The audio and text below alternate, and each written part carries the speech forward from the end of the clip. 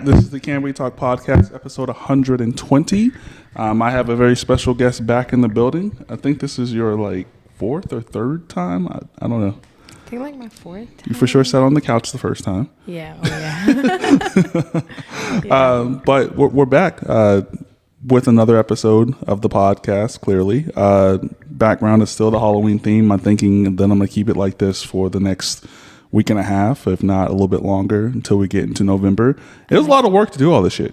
Yeah, it looks like a lot of work. I like it. I know, like, putting these feet down was like a very, very, very precise job. And shout out to Robin, because she's the one who did it. Those so shout out to her. done. Love her. No creases, no bubbles. Girl, you did the damn thing. So we recorded the Halloween episode yesterday. Mm-hmm. No, Saturday. We recorded the Halloween episode Saturday. I was Waldo. I'm dead. Robin was it's not Etch and Sketch. She's gonna kill me for not remembering what the name of the costume is. Dang. And young Chris was a clown. Okay. So we turned up for that. So that was lit. It was a lot of work into actually getting that episode to happen. Yeah. Like I'd done a Halloween episode before, but it wasn't to this extent as far as like everyone dressing up and there actually being decorations. Decorations. Yeah. And so it was kind of like it was hard to get like everybody in the same room at the same time who was actually going to wear a costume, because right. At this age, like you're usually going to wear a costume and you're going to be like half naked or on some weird shit. Are you going to like wear an appropriate costume so YouTube does not flag us? So that was difficult, but yeah, it was probably the most random conversations. It was nothing serious. Like we talked about candy corn and shit. Like it wasn't one of those episodes that people are probably used to when it comes to the podcast, but it was still fun to do. We recorded really fucking late, like midnight type shit. Damn. They're stronger than me. I would have been asleep. Went to IHOP and then we went to Velvet Taco. So we went to two nice. late night places. Yeah. I didn't introduce you because people clearly know who you are. Right? Oh yeah. I'm Karene. Sorry, my bad, y'all. Y'all can follow me on all platforms. Karene the Queen, Karene the Queen. But yeah, that's me. Let's get into it. I sent you some things. I don't have my phone. Normally I have my secondary phone to where I can like look at it, but it died and I completely forgot to charge it. So we were going to talk about why men are so nervous to approach women. Why do you think, before I say anything? Because you don't know what type, like. Exactly. I don't know. I don't know because I'm not a man. But you like women.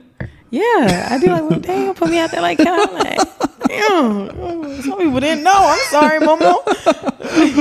But like I think, and it says the meme is Texas, like why Texas men don't like approach women. But the thing is, like nowadays, it's really not like that direct approach. Really isn't as effective as doing the slow approach. Right. Like get the information. Just you might say you're interested, and you get the information, and you do it that way. But the quick response or the quick pull up is it's not dead, but I don't think it's as effective as it used to be.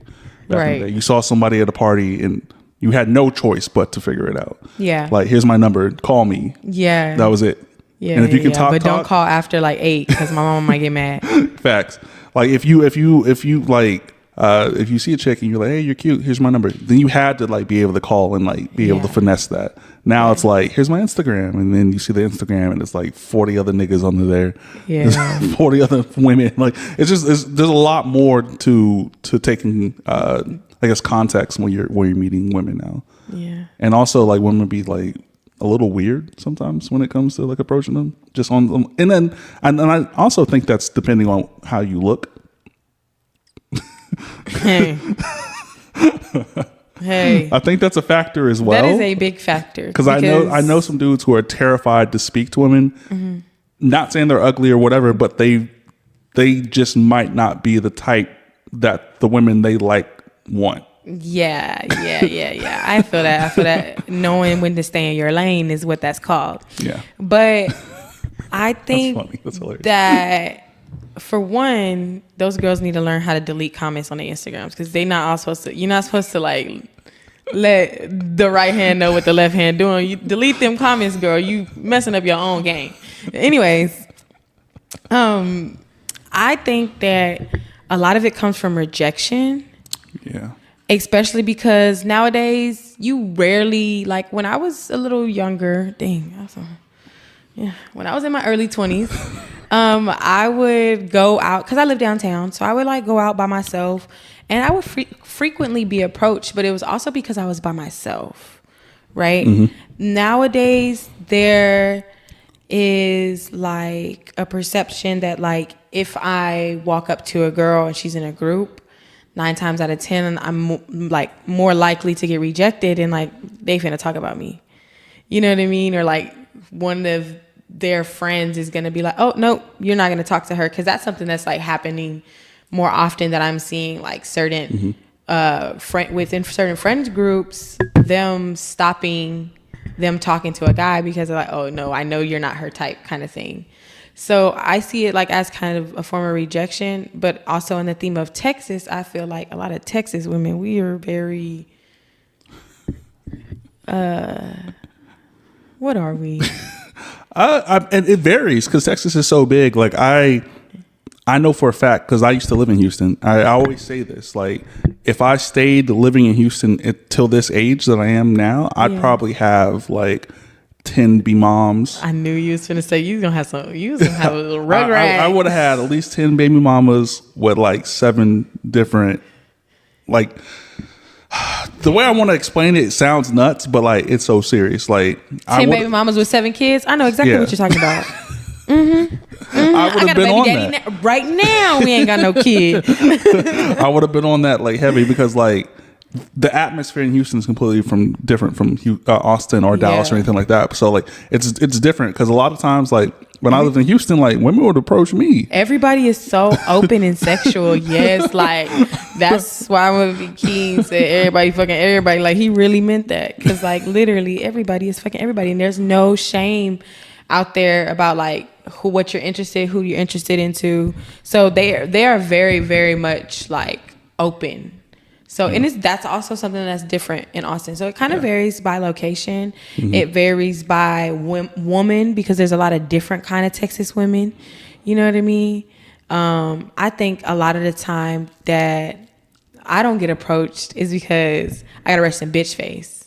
So I just recently went to PV Homecoming this weekend for my first experience ever. Yay, PV. I'm old as shit. I think my first PV Homecoming was like 2011. Yeah, and it was probably more lit than the homecoming I just attended because it was probably a whole bunch of old ass people because we were old as fuck out there acting like we was young, looking at all these young ass kids and like, oh, you find this fun? This is something. You know, I was out there, my feet was hurting, my back was hurting. Man, it was an experience. But it was all in all, I went to my 2 besties who took me to experience it, met a bunch of people. So I love that, you know, got to experience that with them and, you know, spend time with them, which was really, really fun. I love that part of the experience. I love spending time with my friends. And I also kind of just needed to get away from Austin. Yeah. Yeah, just get some time away. So that was fun as well. But while I was at PV, back to the topic, really back in green. While I was at PV, I got approached by like 3 men. But when I left PV, the amount of people that I already had on either Snapchat or Instagram or Facebook hit me up and was like, oh my God, I seen you. I should have said something to you. And I'm a very shoulda, coulda, woulda kind of person. Mm-hmm. So like I'm just like, if you see me, you could have said something to me. That's you know that's a slow burn. Like you don't want to be that guy these days who is just like, and I'm not saying this is the same for like that event because that event is dedicated to picking up chicks. Yeah, and vice versa. The bitches go for the niggas and the niggas go for the bitches. That's what it is. Whether you young, old, sick, gray, blue, or purple, green. Like that's what it is. That is the one event that you should just be able to be like, let's go. What are you doing tonight? Exactly. And motherfuckers was waking up in motherfuckers RVs and stuff. Like you had on the clothes you had on yesterday. So yeah, like it's definitely a fun experience. Unfortunately, like I didn't get to rock the boots in the yard or play on the hill. You know, it is what it is. There's always next time. But did y'all stay in Pearview? Yeah, we stayed like 30 minutes, you know, with a close friend. So, you know, it was fun. But it was just astonishing because like the amount of men who like hit me up and was like, I was just like, dang, like you was there too, like why didn't you say anything? Or like, you saw me standing in Q Nation, why didn't you say anything? Like I was there too. But the people that I saw that I knew, like I immediately went up to them. I was like, hey. I knew like 3 people, you know, one of my old little sneaky and then one of my friends that she's here in Austin, she's a rapper. I saw her as well. She went to PV. And then some, you know, other people who I went to school with here in Austin that went to PV as well. And it was really just a nice experience. But the fact that like the men didn't approach me while I was like, this is the perfect time to approach me. I had some in my cup. I'm burning some in the air. You feel me? Like I'm really mellow. I'm chill.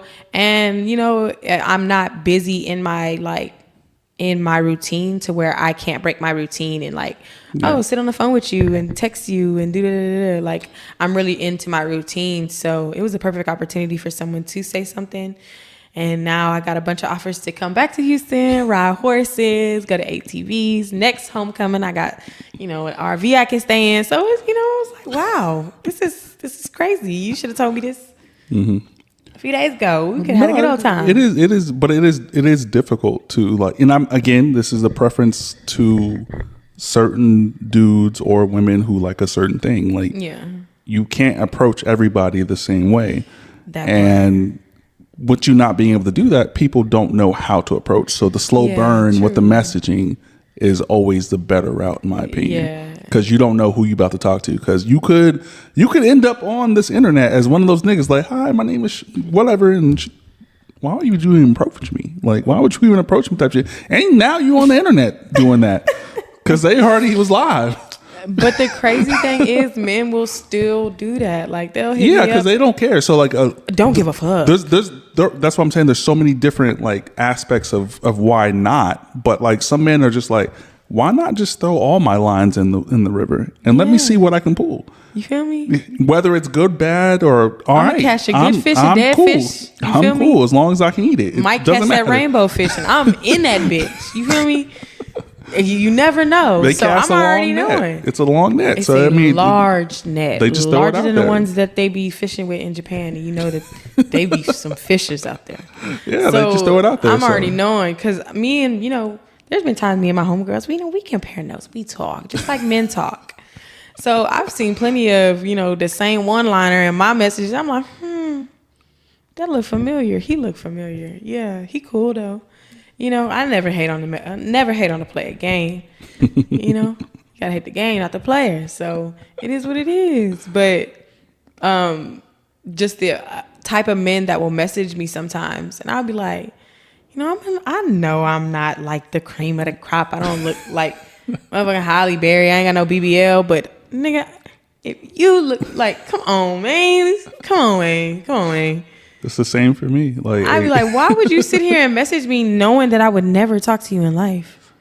Like, why would you? But no one knows that until they know it. That's why no one approaches women. Like they don't know until they know it. But look, I just proved my own theory. Exactly. Like, no one knows I'm rejecting the fuck out of you, like because it's like ejectocito, cause what is you doing in my messages trying to like talk to me on that and then level? It's also a level of like what works, right? Like men and women. I don't think women or men do anything that hasn't worked before. Type shit. I think like if a guy does a certain thing and it has worked, for them it will always work. But there has to be a level of attraction. We have to remember that because a lot of people feel like, and you can be attracted to a lot of things. You don't have to just be attracted to looks. Like you can be attracted to vibes. You can be attracted to mentalities. Like you can be attracted to a lot of things. It don't have to necessarily be their looks. But in some way, there's a level of attraction that will allow a motherfucker to do what that motherfucker doing. You feel me? Because me personally, I'm going to throw myself out there real quick. Y'all know I don't give a fuck. But say, for instance, on Snapchat, right? Mm-hmm. I get a lot of random PP pictures. Like just random. Tuesday morning, 6:30 in the clock. Like they know I'm in the gym. I'm like, you thought this was gonna motivate me? I just blocked you. Dudes don't do things that have never worked before. And the craziest thing is like, whoa. Some woman, he sent that to a woman one time, and she was like, "What are you doing tonight? Like, where are you? I need to see you. We need to, because look, it happened to me just, like, hold on, what is this? But I consented and asked for it. You know what I mean? And men don't, sometimes I think that's what men be forgetting, like, consent is a thing. Mm-hmm. You know what I mean? Like, we got to consent to everything that's going on. Which is another reason why men don't approach women. Because they don't know what consent is? No, not because they don't know what consent is. Is how much consent do we need to talk to you? Oh. How much of a hoe can I really be without it being judgmental? Am I attractive enough to say what I want to say? Like, is my line's going to get off if I'm attractive or if I'm ugly? Because if you ugly, harassment and consent are very, very fine line. Yeah, facts. If dude is ugly as hell, gap teeth, whatever you think is ugly is coming to you. Not saying that gap teeth, whatever. I got a gap. Lead high. whatever you think is ugly approaches you, you're gonna be like, stop talking to me, dog. Like, leave me alone. Even if he's persistent, like doing all of the good dude things, you're gonna be like, this is weird. Yeah. Let a nigga you find attractive do the same shit. It's like, oh my God. He really loved me. It's for not me. really even a tenth of that shit. And they're like, this nigga love me so bad. He ain't do shit but say hi twice. Barely acknowledge you, and he probably say your name wrong. You know what I mean? But no, like, I'm not even gonna count. Let me stop laughing, because that was me, like, here in April, like, let a nigga live with me and everything. I was out here being goofy, y'all, like, goofy. Stand the fuck up, ho. I ended up standing up, you know what I mean? Got back on my shit, but like, bitch, I was on my knees. That nigga, I let him, Lord. I feel like we talked about this on the last podcast. We did. We caught like delusional? Yeah. You remember that when we were talking about me being delusional and everything? Yeah. That's the one. But sometimes it's fun. Like, I'm not gonna lie, I've never really just lived in the delusion. And one of my best friends, she always lived in the delusion. So like, it looked fun. So I lived in the delusion in that era, but I don't think I'm never gonna go back to living in the delusion, because that shit was traumatizing. I had a whole, like, my core group of friends are women. Right. Like, I have 4 to 5 homegirls that, like, that's my homegirls. That's my group. I don't hang out with niggas because niggas is weird. Niggas do weird shit all the fucking time. And I got tired of defending that shit in real time. I'm like, you niggas don't see y'all doing some weird shit? Yeah. So I stopped hanging around niggas. So fast forward a couple years, my group is women, right? So majority of them were single up until like a couple months ago, right? Everybody gets some dick. So they was getting folded, whatever the case may be, right?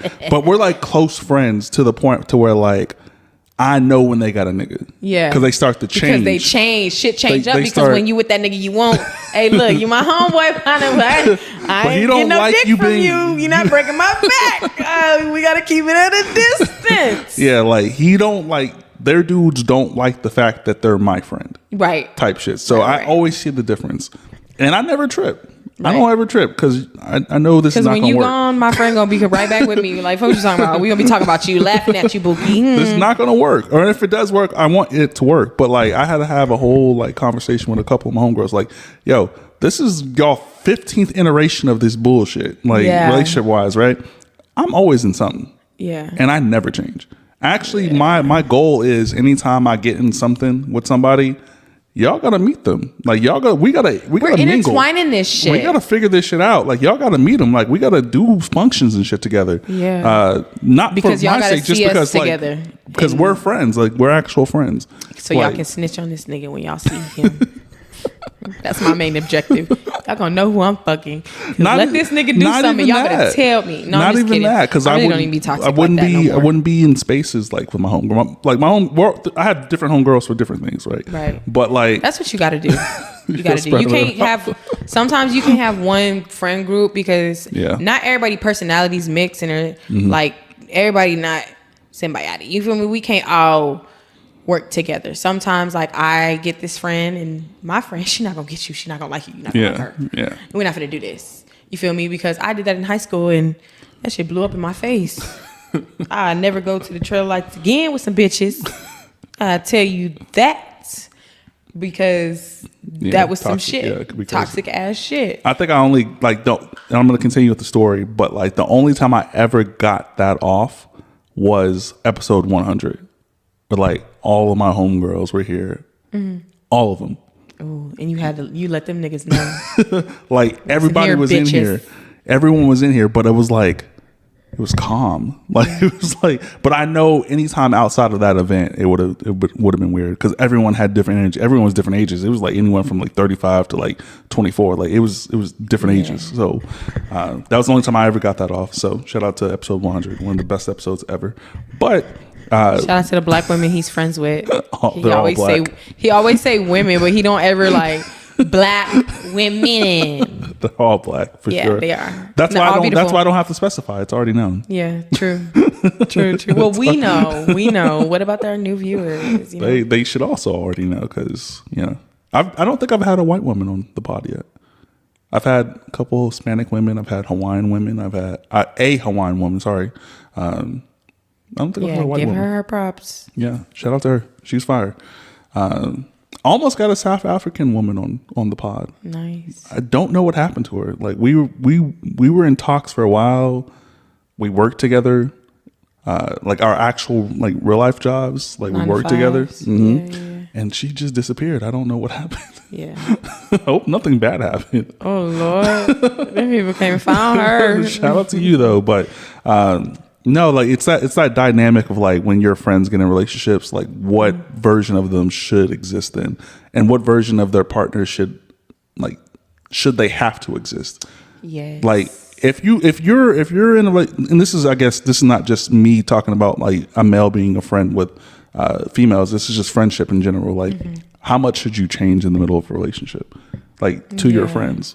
Right. Because what often happens is you isolate yourself to your relationship thinking that that's the best route. But like, that doesn't make sense to me. That's never made sense to me. Like, so what if this doesn't work? Or is our friendship just irrelevant? Are you just going to circle back to us? Or like, what's going to happen? Yeah. And I had to have that conversation with a couple of homegirls. Like, are we really friends if like, I don't want to fuck you? Like, or am I just a place filler? Like I'm doing everything figure? As a male that you want around you, a male companion, because at the end of the day, your partner is supposed to be your lover and your companion. So they get in the companion part from you, but they got something in their drawer at home is doing what they need to do.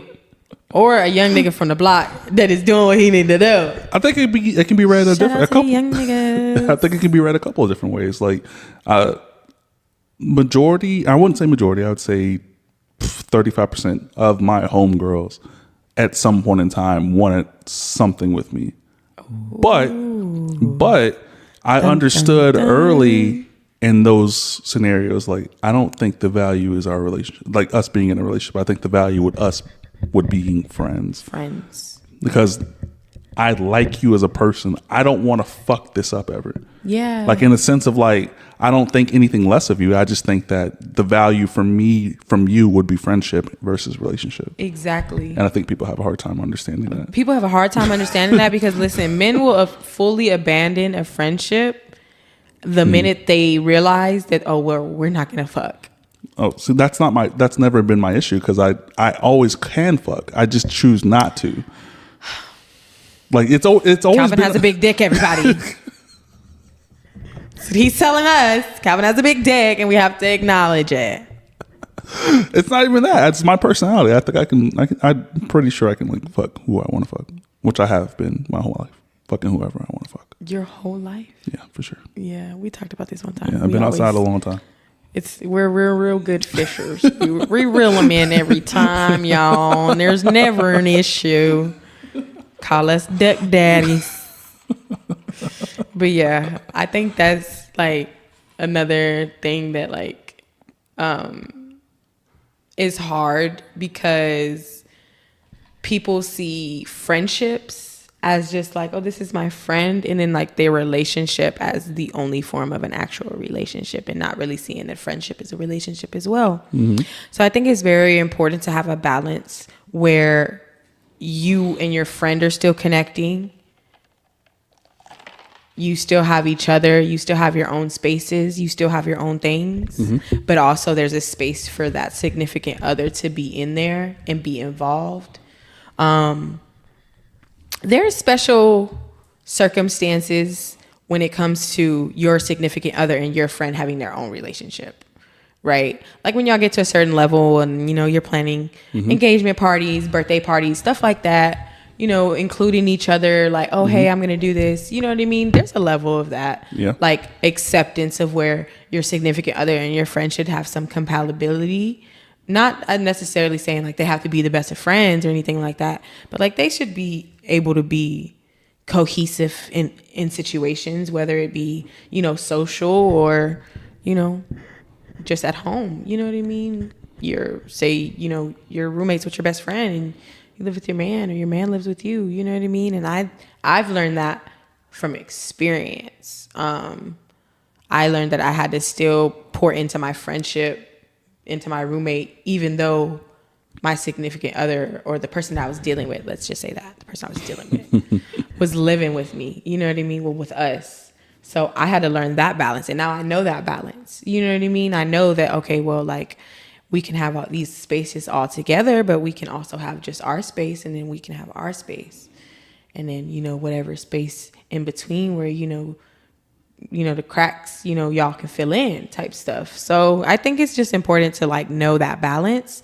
And it's not even just this is where the work comes in as you as a friend, because majority of the time, people refrain from making plans with people in relationships because they already know, like, okay, maybe something that I'm going to do is going to upset the boundaries of this friend in their relationship, or that my friend is bound in their relationship and I'm not really going to be able to pull them away.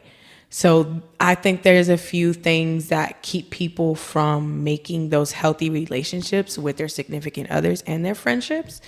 And it all just kind of comes with time, and like a lot of it with experience. Like, so now some of those girls, even whether they're older or even the young ones, they're going to realize, like, yeah, I had a friend one time who told me, like, hey, like, bitch, I'm your friend. Like, he's just your little wooty woo. He's not your husband yet. So there's nothing that really physically ties you. You just got imaginary titles. Let's be for real. Y'all got imaginary titles, a title that can be gone like that. And we're friends, and as friends we're supposed to be able to hold each other accountable. So I think that's a very pivotal moment that some of your friends will remember, and I think they will appreciate it as they progress with their relationships.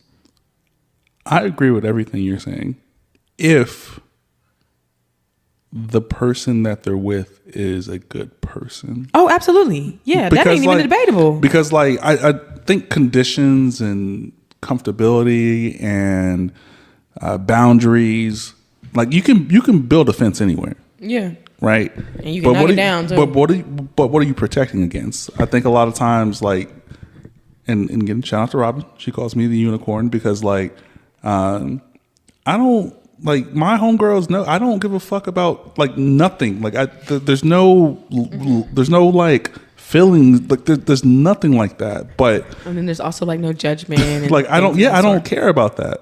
But they get in these relationships with these certain people, and they look at the scope, right? Like, you spend a lot of time with me. Like, me and my homegirls don't hang out every single fucking day. That's not a thing. We might not talk for a month or two. That's not a thing. We're not always together. But like, when a guy goes through what they do or what they've done, I usually come up, and my homegirls can't explain to them their relationship without it being some bullshit. Because bitches in the past, without the dude thinking some nut shit. Yeah, because there's a lot of women who do use that scope of, oh, this is my best friend. Mm-hmm. You ain't never fucked. Mm-hmm. This is sometimes it's a lie. And that's okay, you know what I mean?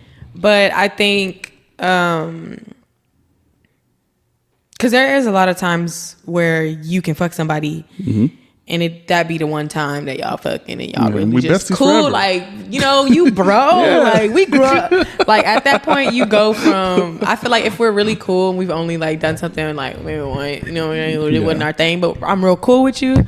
Like, you go from just associate. Like, I tell people, yeah, like we used to be at grandma and them house before. Like, you're family. Like, you're my dog. You feel me?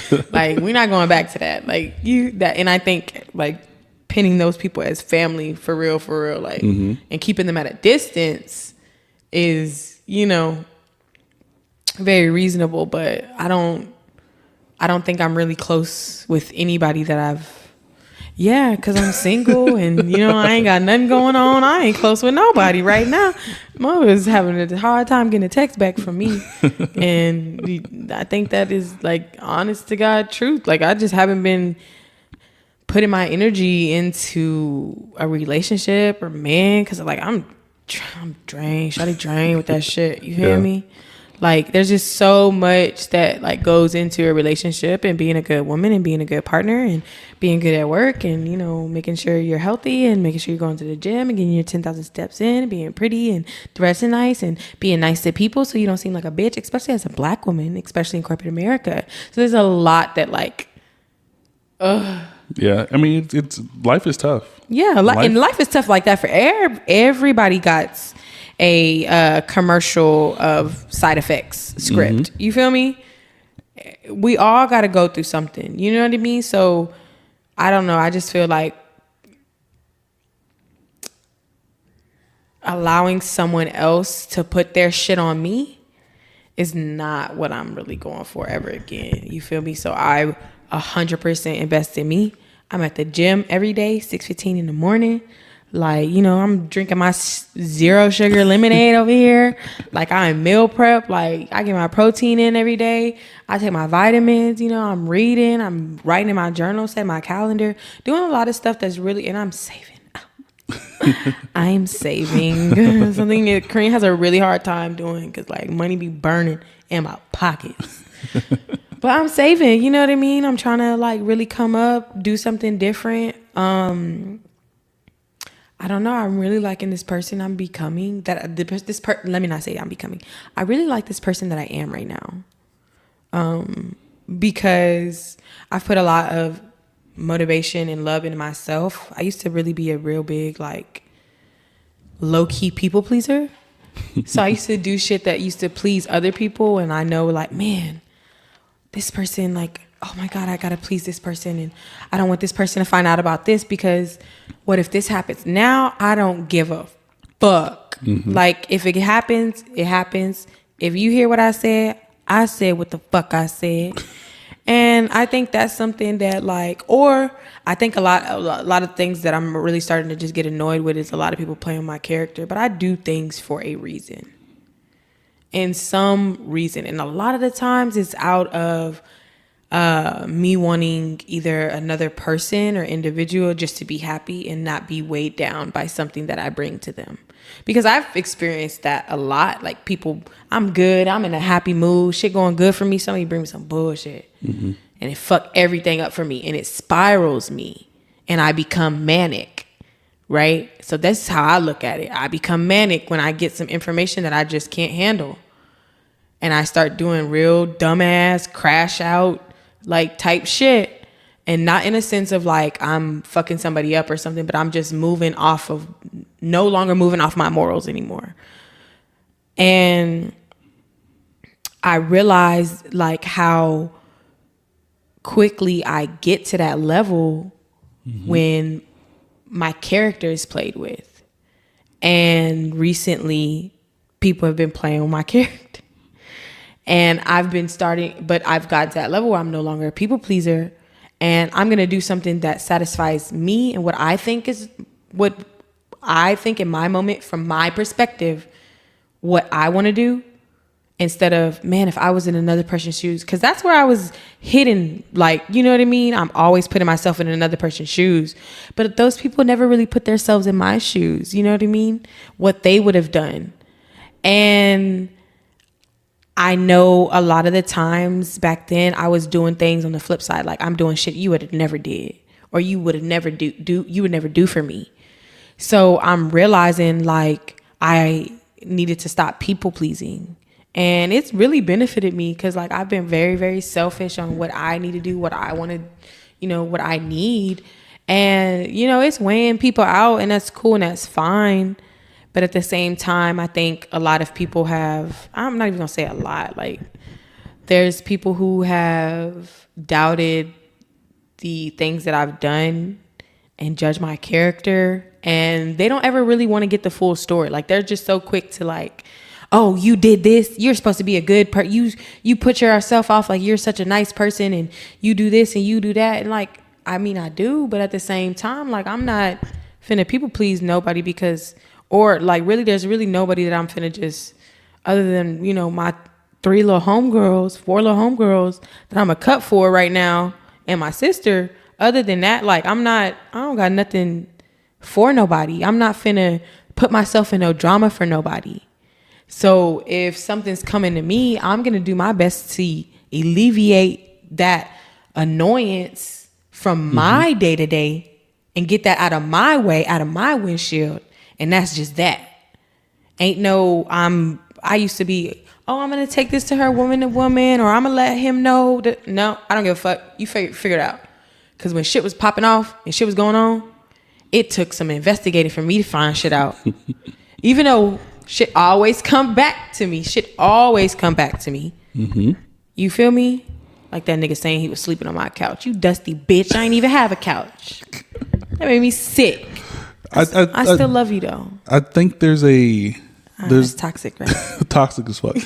I think there's a level of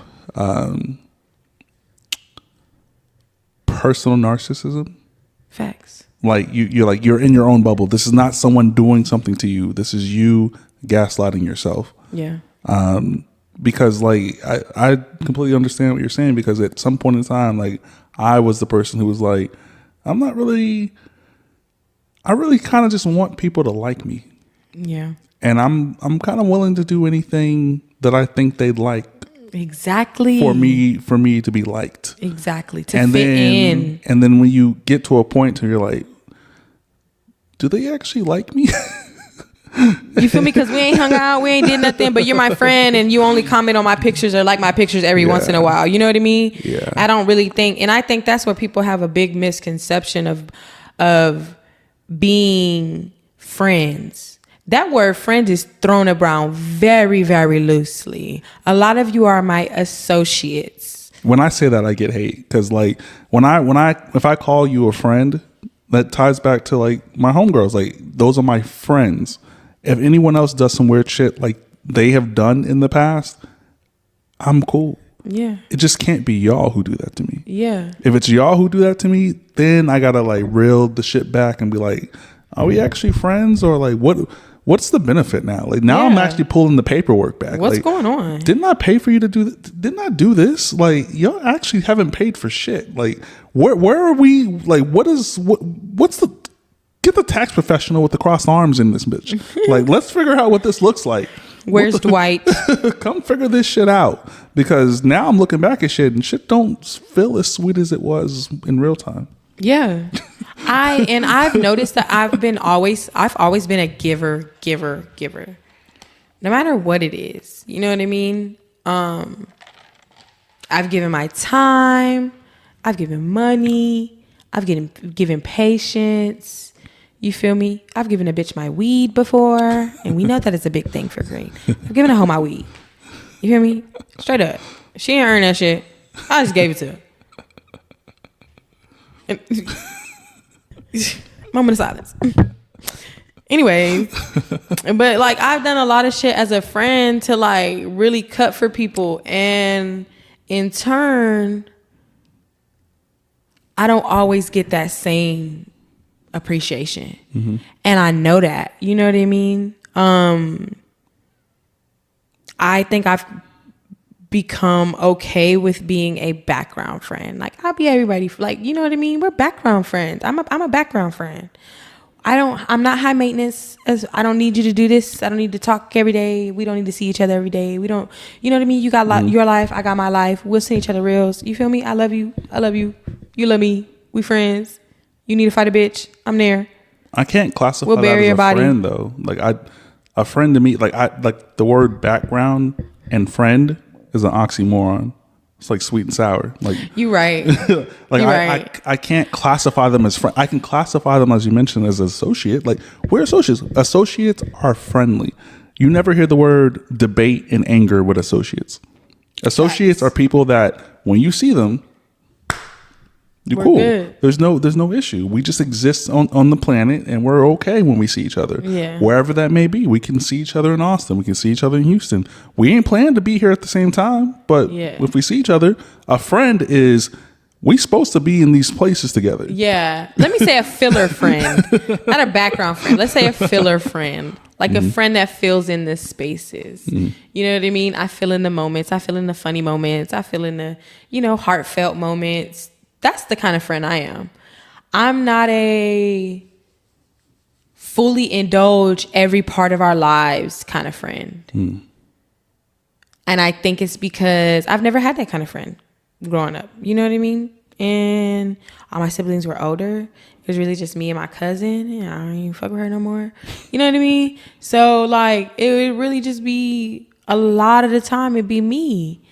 And I love my homegirls. Like, you feel me? Like the four little friends I got and the one sister I got. You know what I mean? Them 5. Like those are the 5. people that, you know what I mean? Anybody else is like, yeah, that's my associate. Like we cool, we can hang, we can kick it. But like 9 times out of 10, if we're kicking it, like this is probably like a once in every blue moon kind of thing. Like, yeah, I'm all for like the female friends. I love when my Facebook friends hit me up and like, hey, I want to do this with you. I want you to come to this. Cool. Yeah, I love that. You feel me? I wouldn't necessarily say, hey, this is my friend. That's my associate. But when you introduce people as your associate, they look at you like, the fuck? And that's a level of perception as well. Like people don't know words because they never use it. Yeah, like because the word associate to people who never have used that word or even know what that actually means really take that as like, this is my kind of friend. Like we're not really close or whatever. But I use that word often. Like they take it as business partners. If you don't really know, like, oh, this is just somebody you. This is someone I don't trust. Yeah, but that's not the case. Someone you. That's not the case. I tell people all the time, like I know a lot of people, but like I don't have a lot of friends. Like they're associates. I can make a call to an associate and be like, hey, such and such, do this. I can make a call to a friend and we're gonna do it. Like associates is like a mean of like just being mutually cool with each other. Like there's no beef. We associate with each other. Exactly. Look up the word. Look at the definition, please. We associate with each other. We have interactions with each other. Like that's what it means to be an associate. You know what I mean? We have business endeavors with each other. Absolutely. Yeah. So there's levels to associates, friends, and best friends. You know what I mean? So yeah. I think, that's what I would call the ladies. I would call them my best friends. You know what I mean? And then the friends are like, I would say. My best friend lives 4.5 hours away in San Angelo, Texas. We see each other twice every 3 years, maybe, if that. One of my best friends, she lives all the way in Arkansas right now. But we're supposed to be planning a trip to send her off for her birthday in NOLA. So I'm excited for that. Love New Orleans. I've never been. Baby. You've never been? I've never been. Wow, this is gonna be like my 4th time. I've never been. New Orleans and Vegas is like. I've never been. I'm gonna hit those again. I've never been to Vegas. I've never been to New Orleans. Like every opportunity I've ever had to go to both, have never been like a group of friends. Let's fly out there. It's always been road trips, and I fucking hate road trips. Oh. I've never had like the friend group that's like, we're gonna do Vegas and we'll get an Airbnb or whatever. It's always like, why don't we just drive? And I'm like, I don't mind driving, but like, no. So those are like 2 different kind of drives. You feel me? Driving to Lola, that's cool. We'll 10 hours. Yeah, we'll get there. You feel me? And we blowing. So that's a fun road trip. Driving to Las Vegas. Now I get the driving from Las Vegas to Cali, that little, 2.5 hour drive. I see that. We can do that. But driving all the way to Vegas is absurd. Staying the night in El Paso. What? El Paso? Mm-hmm. There was sex trafficking going on in El Paso? Mm-hmm. Fuck around, not even make it across the border. I know. That's why I've been terrified. That's why you don't want to go. Yeah, I don't know. Nah, I ain't never hear nobody about like, yeah. I don't know, when they be sex trafficking girls, they be like little thin girls, you know what I mean? They don't ever be no big bitches. Like, I just dead weight you, hoe. What you gonna do then? If it's one of you, you probably can't get me. Jesus Christ. I don't know. I'm like 232. You could deadlift me. Would help. With help. But probably like another person, somebody grab my leg, somebody grab my kneecaps, because them gonna be heavy. But yeah, I don't know. Like, I ain't never just seen no big bitch get kidnapped. You gotta be a professional. Like, you have to have all the material. You gotta have a good truck, because I know you're not gonna want to like lift, like already be holding me and then go down and lift. Like, goddamn, you gotta have some strong ass legs. Fuck around, pop a hamstring. And yeah, so you gotta have a truck to just roll me on that bitch. Jesus Christ. And leave me there, tie my hands behind my back. Yeah, you tie my hands behind my back, I'm probably fucked. I'm not gonna lie to you. Tie my feet and I'm distraught. No, I used to hate when bitches used to tie my shoelaces together. Like, I used to have the biggest panic attack. Like, I remember one time in 3rd grade, I peed on myself. Because this girl tied my shoes together. Jesus Christ. And we was in a gym class, and we was like all lined in like lines like this. Everybody sitting in a line. They had called our class, and I got up and like fell, got up, embarrassed, everybody laughing. I just pissed myself. I said, God damn it, this goddamn school, this fucking bitch. I'm gonna fight her. Man, I was so mad. I was so mad at that girl, but she was like one of my close friends. But so associates? Yes. At that time, you know, we was kids, so I didn't have too many choices. I was up there in Fort Worth at Daggett Elementary. I didn't have too many options. Everybody was white or Mexican, and I was this little mixed girl with curly hair. I looked white. I was mean. I don't think I was mean just yet. I think at that point I was really like. I think Fort Worth made me mean. The Boys and Girls Club made me mean. My name is Karene. And I'm gonna tell y'all this, and if anybody ever mentions this to me in person, I'm gonna slap the fuck out of you. I went to the Boys and Girls Club, and this boy used to make fun of me, and it's really because he liked me. He was older. He knew he had no business liking me, but he used to make fun of me, and he used to call me Chlorine because my name's Karene. He'd be like, Chlorine, and everybody used to make fun of me. Like my sisters, my oldest sister, like, she really a dickhead. Like, she loves to bring that up and be like, oh, Chlorine. Remember we used to call you Chlorine? Bitch, that's all you got on me. That's all you got on me is that little Chlorine. You thought you ate, clock that T. You feel me? But she don't be wanting me to go in because I go in on her ass and we fist fighting. You feel me? Like, because, you know, the little sister mouth be reckless, don't be really giving a fuck. You know what I mean? Like. I never had a little sister. Yeah. Oh, that's really nice. I'm the youngest. Me neither. I've never had a little sister either. Now I think about it, I would hate a little me. Like, oh my God, I'm glad my mama stopped fucking. I mean, well, she didn't do that. Like, I'm just glad she didn't get pregnant again, you know, or didn't keep another one. You never know. I don't know my mama's history. You feel me? I only know my own. Can we talk about like parents' history and like how we don't really know shit? Yeah. Oh, facts. Well, I don't know. My mama was an oversharer. She used to tell me some shit that was like really, but I don't know. My mama was also a compulsive liar. So some of the shit could have been like, you know what I mean? No, like when I say that, it's because it's one of the topics, right? Like there's plenty of women who'll be like, my daddy never went 50-50 with my mama. My daddy would never do this. My daddy. Bitch, I ain't had no daddy up until like this year on the cool. Like, I'm not even gonna lie to you. Well, I was telling you earlier, like, this is my first time in adult life being able to call my daddy and like give him, y'all, he got me an iPhone 15 Pro Max. You gonna see, like, look at this. This is what he got me for my birthday. R.I.P. to Javi. But yeah, he got this for my birthday because my phone was breaking, and that phone still worked. That phone still work. I didn't need no fucking new phone, but he got me a new phone. Like, I was surprised.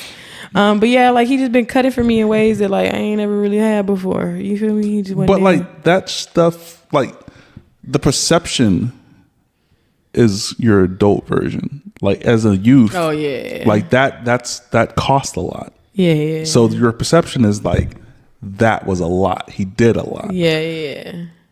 Women as children think the littlest things is a lot. Yeah. And they don't hear the conversations they actually have with their parents. Like their mind is like their dad did everything. Yeah. But like you would sleep by 7 p.m. Shorty. Like, you don't know what the fuck. You don't know what the fuck happened. They was probably swinging in that bitch. You don't know what happened. Pineapples everywhere. You don't have even know. no idea what the conversation looked like then. Right. You probably like the neighbor's daughter. You was up from 8 a.m. to 7 p.m. You have no idea what happened in between.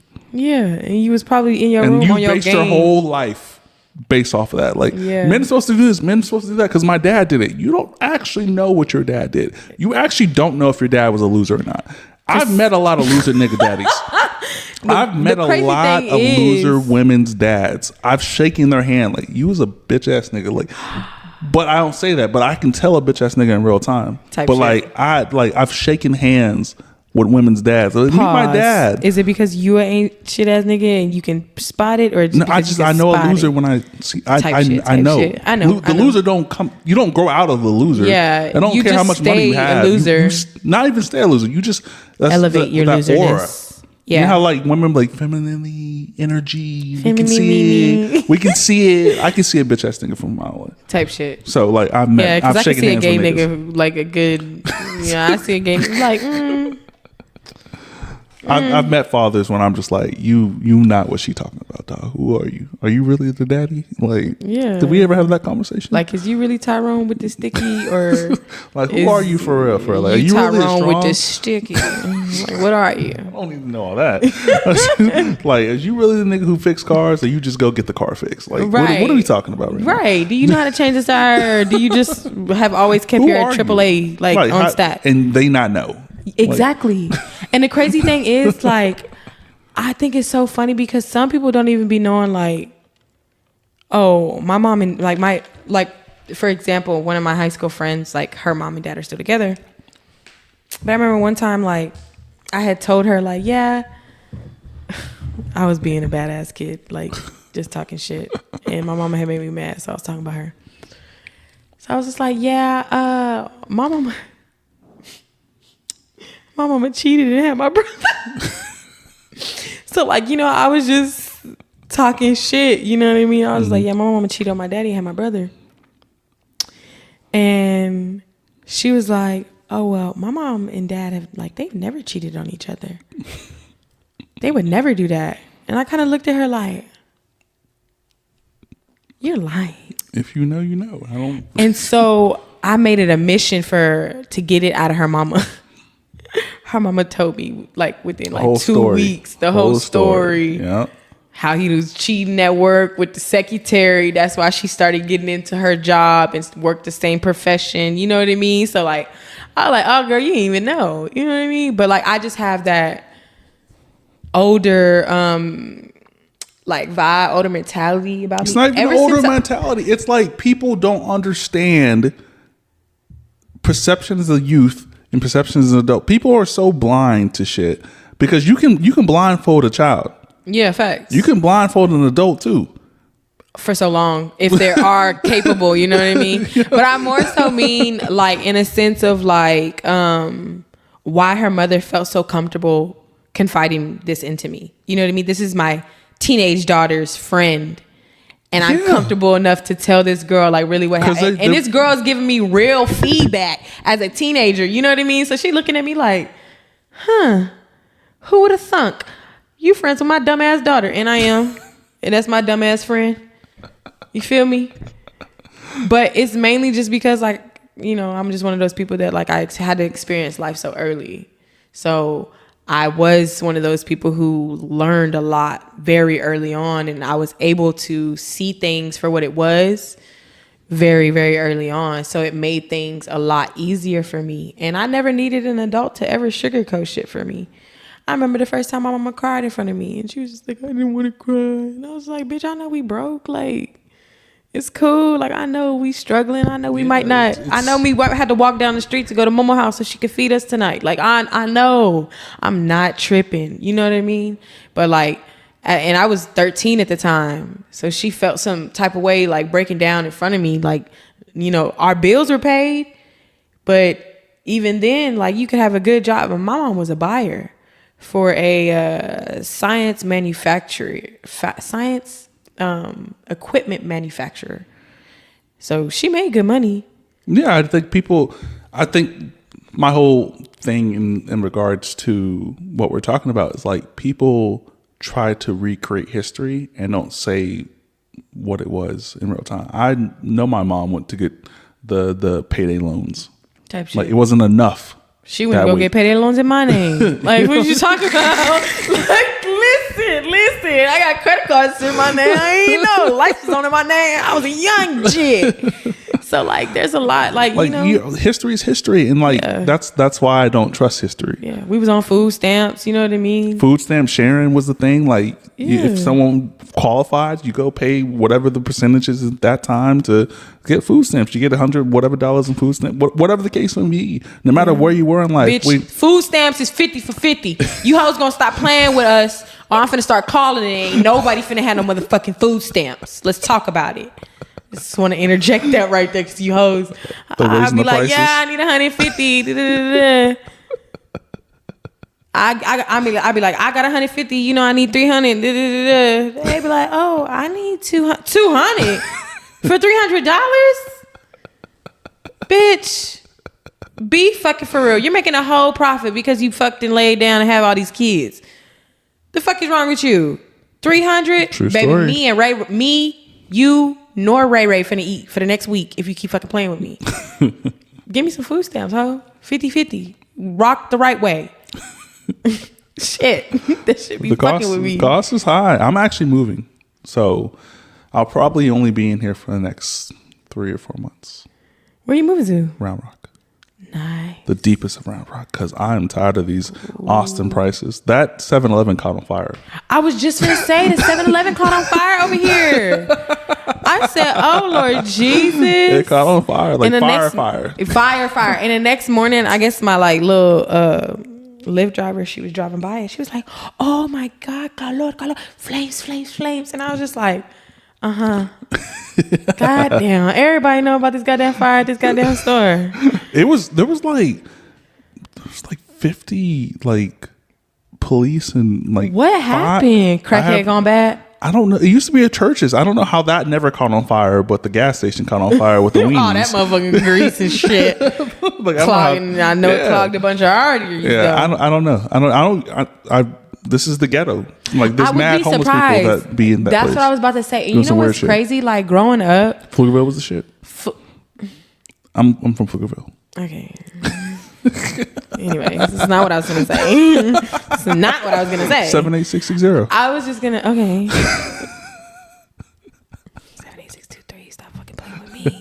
But what I was gonna say is like Pflugerville was like anything past Rumberg. Oh baby, you live nice. This is it don't smell like roaches here. Nothing. Now the ghetto is all the way up here. Facts. All the niggas is back up here. Everybody done moved from the east side. Sorry. The ghetto. You know, this is the ghetto for sure. That is what it is. But now it's the ghetto. And the homeless is up here bad. The prices is bad. Like I live by Apple. So. The corporate office? Mm-hmm. Palmer? Yeah. I used to work at Apple. I used to work for Apple. I don't want them to know where I work at. No. Palmer's long. Palmer's long. Yeah, Palmer goes 100 miles. Long. 100 miles. Yeah, Palmer is a long ass road. It go all the way. Take you to another state. It goes all the way to Georgetown. One of my best friends. Georgetown. Yeah, one of my best friends lives in Georgetown now, and it goes all the way to Georgetown. Like I just hop past it, like literally past it. Yeah, I just hop on Palmer and just take that one road, and I'm like, ooh, boom, her apartment. And it's 100 miles. What the fuck? 100 miles till it's no longer Palmer. Yeah. Mm-hmm. I love that for us. But yeah, like I work over there, and that's generally where I be at. I used to work for Apple. Yeah, like my sister worked for Apple too. I worked there for years. Yeah. I remember you saying something about that. It was a fun time. I miss call center fucking. Like I miss all that kind of motion. That shit was the shit. Shit, no, you don't. I loved it. Oh, you know what? Talking about call centers. So right, I work at a call center, right? Mm-hmm. You should really stitch this video because it's fucking hilarious. You have to this is the video she's talking about, guys. You know how the YouTubers do it? Okay, so look at me talking to you like you don't know. I'm not sure if you remember, but not a few years ago, almost a decade ago. Let me stop fucking lying. I'm an old ass bitch. But Fan Stand, you remember Fan Stand? How they used to Friday night Fan Stand, where it used to be students going and doing interviews for football and everything. I'm older than you. I don't know. Oh damn. Okay, well that was a thing, and Fan Stand used to go and like do like little videos and stuff for like the athletes, and they did this one video and it went viral, and it was for Eastview, and this guy named Apollos Hester. And if you know the video, if you know what I'm talking about, he was for Eastview and like the Eastview's in Georgetown. Yeah. That school didn't exist when I was in high school. Oh yeah. Damn, I forgot. We do got, that was like 10 years ago, but that was like 20 years ago for you. Goddamn, I forgot. My bad. But yeah, like he played at Eastview and his Fan Stand went viral, and it was just a really fucking funny video. And he was like, they had us in the first half. They really, really did. Like if y'all see the video, like it's fucking hilarious. But I work with him. He worked right across from me, and he be trying to act like, boy. I told our other coworkers that sit next to him, I said, y'all go check this video out, and I sent them the video so they can like fuck with him and shit. It was really funny. So it was really, really funny. But I work with him, and like just like it's him and another guy, and like the whole call center. Kind of like I miss it, man. Morale. I miss it. I did not miss this shit. And I used to fuck my bosses type shit. Like I loved that shit. That shit was lit. Not gonna lie. There's bosses that watch this pod who I fucked for sure. Yeah, I have one boss from when I worked at Ring. He want to fuck me so bad. No, I used to fuck the shit out of. But and it was fun too. Like, it felt like did high you get school. PTO? Yeah, PTO. Oh, I was gonna say fuck a hoe. What? All of them. Fuck a hoe. Fuck that hoe. Fuck yo. All of them. Yeah. Type shit. That's funny. Yeah. Just make sure you get something out of that. I used to work at before it didn't. I don't know if you ever knew the Sears Holding building in Round Rock. That's probably before your time. But massive call center. Oh yeah, actually no. I actually went and interviewed for that call center, and I think that is a call center. I saw a little too many of my hoes outside, and I just did not go back. That and Hart Hanks.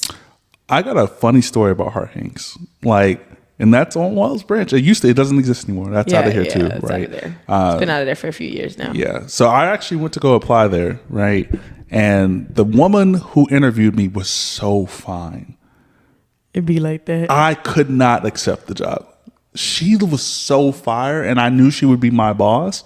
I personally could not work there knowing she knew what I was going to be making, this little $12 an hour. and you fine as you this fine? Dang, you worked there way before me, baby, because when I was working at Hart Hanks, it was a good 16. It was years ago. Very, very long time ago. Yeah, long time ago. Probably when they first started out. Over a decade ago. Oh, yeah. That was way before me. And she was so pretty. And I was just like, she was like, well, you got the job. Go and sign paper. I was like, can I be honest with you? I think you're really attractive. You told this bitch that? In real time. Oh. Yeah. You're so brave, Calvin. And I was like, I think you're really attractive, and if you're gonna be my boss, I don't think I'd be comfortable working here. Like, that was game. She didn't take it clearly because we'd probably be married by now. Because she was, oh my god, this nigga. We'd be married by now. We wouldn't be, but like she was next level beautiful. She was probably getting her back blown the fuck in. I know, by them niggas, and I was just like, I would have been jealous as hell. I love a call center nigga. I would have been jealous as hell on a phone call. My coworkers, I don't do that anymore. The last coworker I fucked, he wrecked my car. See, no, I don't have a bad record. I was in love with him, though. We still be talking. I don't have a bad record with fucking call center coworkers. I do. That was a fun time. That was a time, man. I'm talking like 2014, 2015-ish. No, 2013, 2014 times. Like, I missed that shit. Shit was lit. Mine was like 2017, 2018. Oh, I didn't know what the call centers looked like then. Man, they was me and my Yesenia. Elise, y'all remember when they used to work us like dogs at Alorica? I almost worked there too, off the airport. Yeah. I almost went up there. Wait, no, not the one off the airport. Okay. The one by the airport. Gotcha. Over there by the Waffle House. I almost worked there, but they weren't paying enough for me then. Yeah, that was my first ever job. Like, Really? No. Let me not say job. I had like, I worked at HEB. I worked at Sonic. I worked at like this little restaurant. But that was my first ever like big girl job. That's where I met Brandon. He was working in infotainment, and I was in love with him. I was in love with Brandon.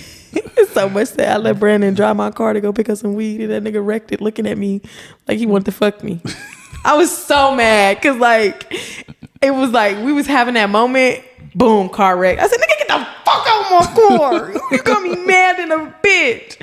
He just took my hand and walked me to his homeboy house. I was so mad. He was like, Karene, it's gonna be fine. We work in the same place, which was cool, right? Like, you know, we work in the same place, this, that, and the third. But let any planned deviation come from just me and you be in this car when we need to be in this car, making sure we get home, making sure I need to go where I need to go. It's gonna be an issue. And that's exactly what the fuck happened. That's exactly what happened. One day, like, he dropped me off at home, and the next day we were having a potluck, and I needed to go to HEB. Damn, potlucks is nasty work. I actually charged for potlucks my whole life. I'm in the culinary space. I'm not potlucking for free. Unless you guys want me to pick up some Ruffles. Or some chips. Or or some plates. Not even plates. That. All you get is chips from me. I'm dead. That's always been my thing. Like a processed food from a chef is fucked up. Anybody who knows me, if we're doing any potluck in any job, I'm charging. Like, literally. If I'm cooking food, I'm charging. I've done that before. People ask about me. People know. I will charge. I remember when I worked for Apple, they did a potluck. They were like, Calvin, please cook something, please. In the meetings, they used to pull up my Chef Cal page on Facebook. I'm dead. Real talk. In the corporate office, they used to pull up my shit on Facebook. Like, Calvin, please cook. And I'm like, all right, cool. What do you guys want? Can we do the chicken and waffle sliders? All right, cool. We're talking about how many of them? 15 a person. Need the money 3 days before. And they was all like, yeah, we got you. Oh, at Apple? Type shit. Yeah, I got you. I believe that. Yeah. At Apple. Anywhere else would be like, bitch, this is apocalypse. We are all bringing food together. Oh, no. That's the option is available anywhere. Depending on if you want to pay it is a little different. Yeah. I worked at this medical place for a while, and they had a potluck, and I was like, the only way I do this for free is if it's a competition. I want an award. I want some money, bitch. I want taste testers. I want this to be a thing. Yeah. Because if it's not a thing, I'm not participating for free. Because I told them, like, if we're gonna do this, you gotta pay. I do this, nigga. Respect my gangster. You guys gotta pay. If you don't want to pay, I want a competition and I want an award. Yeah. They were like, all right, cool, we'll do it. So they brought out their best stuff. I won. I have a reward somewhere, like a thing. A plaque. Yeah. You funny nigga. I'm so serious. You funny. I wish I had all my plaques from when I was in school, when I was in like Little League and stuff like that, and kept all my medals. I really wish so. But they got messed up in the rain because my mama was piss poor at planning. But I was so cute. I used to be on this team called the Brats, right? And it was our baseball team or our softball team. And we was all girls. And we had one little boy. But I swear to God, Antonio was gay. So, like, and I knew as a child, that boy is weird. But yeah, like, we was all girls and we was all brats. Like, I remember our parents used to be like, we didn't want to get out the dugout and go back. And they used to be like, oh, look at these brats. All of y'all are brats trying to like bully us. And they was fucking bullying us, wondering why we was being brats. So yeah. I wish I had all my plaques. Y'all see how one thing, Calvin can mention one thing and like I just go on and on. That's why I'm like the perfect person on the podcast because like baby, we have like 12 conversations in like one. You know, we never. That's a part of doing this too. Like I don't like I give topics for people who maybe can't do what you do. Yeah, but like I like how you said that. Do what you do because don't nobody do it like I do. I don't know. I think it really just comes with like.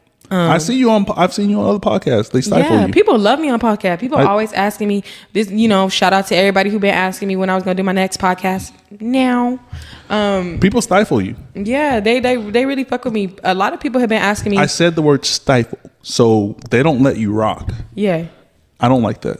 Yeah, they don't. When I see you on pods, I'm like, Yeah. let her rock. Yeah. She's more rockable than anybody Yeah. on this episode right now. Oh my God. Let her fucking rock. Thank you. Because sometimes I be like, listen, I'm trying to like talk and y'all is like being basic as fuck. And I'm really trying to spit some knowledge right now. And really like, you know, because every time somebody has me on their podcast now, other than you, because you get your own views, period. Clock that T. You know, a lot of people, you know, wanting me to come on for views because they know like who I am. You know what I mean? And so like, I can't help you get the views if you not letting me be me. Like you put me in a box and like, we letting everybody talk, but this bitch really don't got much to say. You feel me? Like we can't do that. This is not kindergarten. Nobody gets a participation award. You feel me? Like we need this. Like we need to have real conversations. And I don't feel like a podcast is fun if you can't have natural conversations. Like I love that you do, you know, kind of, because sometimes I don't be knowing where to start because, you know, this mind be going like a million miles a minute. And like I'll fuck up and like don't even let you do the introduction and just start talking.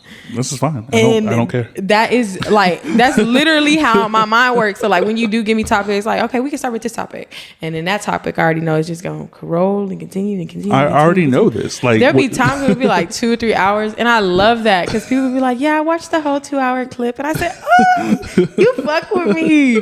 But yeah, a lot of people have been wanting me to do my own podcast. My brothers encouraged me to do my own podcast. My best friend really says that like, this is what my calling is, like doing podcasts and like. I think you're again, like I'm not going to toot my own horn.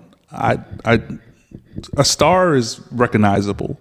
Like you in your own role is recognizable, right? Like so when I see you on other platforms, I'm like that's not how you use that piece. It's like you know you're like I compare it to sports, right? Like you know you got your star player, but you want to try to make it like a team sport. Yeah, passing the ball. This ain't a team sport. Exactly. When whoever's hot, you give them the ball. Yeah. You play defense and you just let them rock. Yeah. Instead of trying to make it inclusive, which again, making the decision to have multiple people on one podcast is a decision. Mm-hmm. You're making that decision knowing who's on it, right? Yeah. So knowing those personalities. If you only know that and you don't let that person who's fire rock and you don't let people who are also in that podcast know that this person rocks, they don't know what to do. They're fighting for a conversation when the conversation can simply be the person who's on fire and then everyone else fill in. Yeah. Dang. I'm not even gonna lie. Like I hear what you're saying, but you saying that brought me back to a podcast that I did one of those podcasts this year, and it never got aired because the audio was messed up. But I did it with my friend Daryl Davis, Wavy Dave, that recently just got murdered. R.I.P. Dave. Oh, no. But he was one of those other people that I recognize. That's how we became friends through that podcast. And shout out to Anthony for throwing us on that podcast together. I gained a friend that day. Because I've spoken to him. Me and him have had conversations. Yeah, I told him about you. Yeah, I said you need to hit Calvin Anthony up because he's the one. Like he gonna really rock your shit. I really tell everybody about you. I really be tooting your horn. And like sometimes I be on podcasts and like people be shady. And I be like, well, that's my nigga. I don't know what the fuck you talking about. Like, that's my dog. We can talk about that because I'm very fully aware of my presence and the people who do or do not like me. Yeah, you are very like. They hate this nigga. Like, we just gonna put it like that. They hate this nigga. But like, yeah, like you saying that, like it really brought me back. Like, and like I know my facial expression changed, but like, man, that nigga was so cool. And I recently did my Harry Potter rewatch. I do it every year around this time. And he was watching Harry Potter for the first time, and he hit me up like the Sunday before he passed away. Oh no! Like telling me like, yeah, I'm watching it right now, and I was just like, damn, you watching it because of me, dog? He was like, yeah. And I was just like, yeah, that's because I love Harry Potter. You know what I mean? I even got, like, I love Harry Potter. So it's really cool, like, for someone to be interested in something that I liked. And I love that because I really do put a lot of people on Harry Potter. R.I.P. Maggie Smith, the most recent person to die. Fuck with you, Minerva. But that is something, like, I love putting people on to things that I genuinely care about and them showing a genuine interest in that.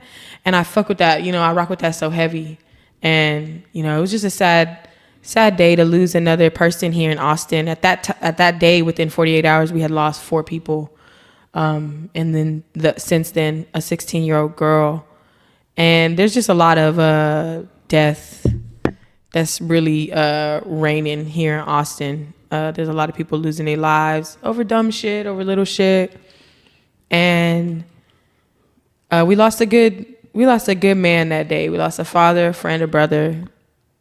Wavy Dave, like, that nigga was cool as fuck. Like, I'm not gonna lie to you. He was cool as fuck. And he was one of those people, like, when I was on that podcast, I hate that podcast never got posted. I really need to hit Anthony up to just, send me that bitch. Fuck the audio. Like, I want to listen to that hoe. Yeah. Because that whole podcast, it was me and him, like, back and back and back and back. Like, there was other people there, but, like, it was me and him, like, having a good conversation. And, anytime we talked, we were able to have a good conversation. And,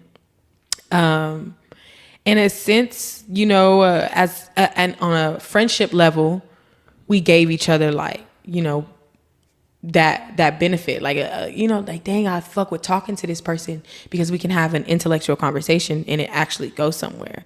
Like, we low key kind of gave each other butterflies when we was talking to each other because, like, damn, we're in tune. You know what I mean? Why haven't we met sooner? So, like, it was really sad, and real saddening to see that, especially right before I was going to bed. Like, I stayed up the whole night, thinking about that shit, and it just sucks because there's a mother that lost her son, and that's the biggest thing. And there's mothers losing their children, and I really just I promote safety, even on the phone at work. Like, okay, bye, thank you for calling. Be safe. Like, I promote safety 100%, just because. Like, life is hold that thought. I have to pee. I know this is intrusive. I have to pee. I've been waiting to pee. Yeah, go pee. Cut. Okay, I'm back. Yeah, so like I was saying, Calvin took a little potty break. Boys gotta always potty. I think that death is something that, life itself is not guaranteed. Mm-hmm. Life is very short. We're not here forever. Our time is limited, and we don't know that time. We don't know, when we're going to leave this earth, what we're going to leave behind, who we're going to leave behind, the situations, we're leaving behind. We don't know when it's going to happen. And I think that's why it's always important to live your life to the fullest and things that you want to do. If it's an opportunity that you've probably never had before, always take it, because that opportunity may not arise again. There are some things in life that are 1 in a million, and absolutely, you missed it, you miss it. Yeah. Yeah. There's some people as well that are 1 in a million. And when you miss them, you miss them. And it sucks. Yeah, I tell people all the time, like, people think this podcast is just a bunch of my friends. I 75% of people who have ever been on this podcast I met for the first time are randos. This podcast. They could be serial killers, and they come over here and stick a toothbrush up this nigga ass, and he's still gonna invite him in this bitch. No, there's work that I do to make sure that some weird things that don't happen. Them. Yeah, like there's certain things that happen before we pod, or if you have a cosign or something like that. But life is very fickle. I wasn't gonna talk about this on this episode, but I don't, because I have so much editing to do, because the previous episode's not gonna come out for a little bit because there's a lot of stuff I gotta do there. This is gonna take a little bit, but believe it or not, there was about 15 EMS in this room on Wednesday. Oh, really? I had an allergic reaction to some medicine. Oh, Lord. I worked from home. I was in the middle of working from home, and I took whatever the medicine was, and I had an allergic reaction, severe one, to the point where I couldn't breathe. So I called my girl, and she was like, I'll be there, I'll get there, whatever, but call 911. I was reluctant to call 911 for a couple of reasons, right? Nigga, you was in it. Huh? You was reluctant. Yeah, only just because of the stigma of like what it cost after. Like, Facts. That's the only thing, right? Yeah. And the fact that I have to have that thought in the middle of a crisis is disgusting and weird. Yeah, it's very weird because people in Europe, they can, stab each other in the arm and they know that somebody finna help them and they don't got to pay it. Nothing. And of course, 911 was called. EMS was called here. They fixed me up and got me in a position that I had an allergic reaction. I literally cannot. I can only breathe out of my mouth type shit. I could not breathe out of my nose. That sensation was nuts to me. Yeah. And I was in the middle of work, and at that time I was just like, I'm just gonna stand away. I'm gonna step away, whatever the case may be. I'm getting Slack messages from team members, and you're in this break for this too long, and I'm just looking at it like I can't breathe. I don't care about work right now. But that did happen. Went to the urgent care thing afterwards because again I had to make another decision when they were here. Where you want to get in that ambulance because that's $1,000 trips to take you right down the fucking road. So what ended up happening is they gave me an option. They have nowadays these telehealth doctors, right? They can call them on FaceTime. Right. I got FaceTime diagnosed. Just fucking stupid, but but they were like, if you don't have insurance, this is going to cost you $400 for a 30-second call from a doctor. What the fuck? To determine if they should take you to the ER. Real talk. So that's an extra bill on top of if they take you in the ambulance or not. So I'm saying if I'm lucky and I'm grateful that I have health insurance, but I can only imagine what that would look like. And I was making those decisions with healthcare. Yeah. I can only imagine what that would look like if you don't have help. Yeah. Like they were like, and like I'm already suffering. There's all these shits hooked up to me, and they what's your ID? I'm just like in my back pocket. Like, do you guys care about me being breathing or not? Or you trying to see if I'm a motherfucking organ donor, and if I die, you gonna harvest my shit? That's why I'm really scared of them ambulance. They're asking me all these questions and stuff like this, and I'm just like, knock me out, shout out to them for getting here quick enough. They were here within 10 minutes or so. So shout out to them for getting here. Because they still think it's a white neighborhood, but yeah. Maybe, but they still think it's a white neighborhood. But there was at least 15 EMS in here, and they had me all strapped up and stuff like that, and they're still asking me all these questions like, oh, well, if you don't decide to go with us, you have to sign here saying that you don't want to go with us in the ambulance. Yeah, because if you die when you on the way, we're not responsible. There's a bunch of disclaimers, right? But yeah, that like even just thinking like having that mindset within that time and learning things in real time, it's just like damn. And the doctor on the phone, like they made me FaceTime the doctor in peril. Like, doctor's right here. They give me the phone. He's like, yeah, he's right here. And doctor's like, oh, his color is good. Can you tell me what happened? I tell him what happened, and I think he'll be all right. American healthcare for you, bud. That was tough, but yeah, that's fucked up. Well, I'm very, very glad that you're okay. That you're here, that you're present. You got to bounce back. Yep, for sure. There's some work I got to do. There's some things that were found that I gotta bounce back from. But like, just hearing that, like hearing someone who is like, it gave me goosebumps when you were like, the audio is bad, and I'm like, I would hate for any episode's audio to be bad, only because like it's so fucking important to have this shit out, which is one of the main reasons I started the podcast in the first place. Not only did I want to save space for people, I wanted a capsule. Yeah. I wanted to be able for, whether it's me, somebody that they fuck with, you can go back and just listen to that person. That could be your midnight kind of like go to sleep type vibe. That's how you can remember somebody's voice. Exactly. I'm not gonna lie. I was thinking about that the other day. I don't remember my grandpa's voice. Mm-hmm. I say his phrase in my head a lot. These niggas ain't shit. But it's just not the same way Charles Ray did it. You know me? Rest in peace, baby. That's what I'm saying. You want to capture that. I don't have any. I was a kid. I didn't have a phone.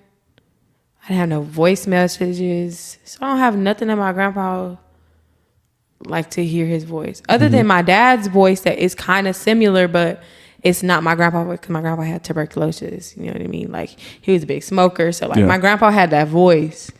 And it's those capsules. That's why I keep telling people. That's why one of the reasons. You a real ass nigga. That's why I keep telling people like podcasts are important. Like podcasting for me, that's why I think everyone should have one. Again, I've said this to you, I've said this to many people. Just not post. because of views and trying to monetize off of it. Like being able to go back and listen to your stories, your personal stories. Again, I can go back to like episode 15 and realize that the person I'm talking to, I don't fuck with.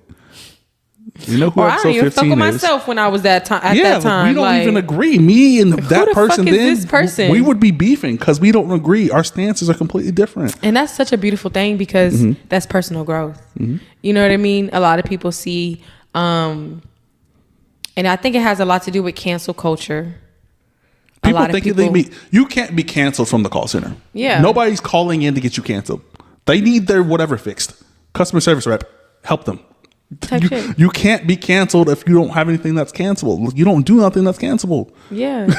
Like, you're not nationwide, my guy.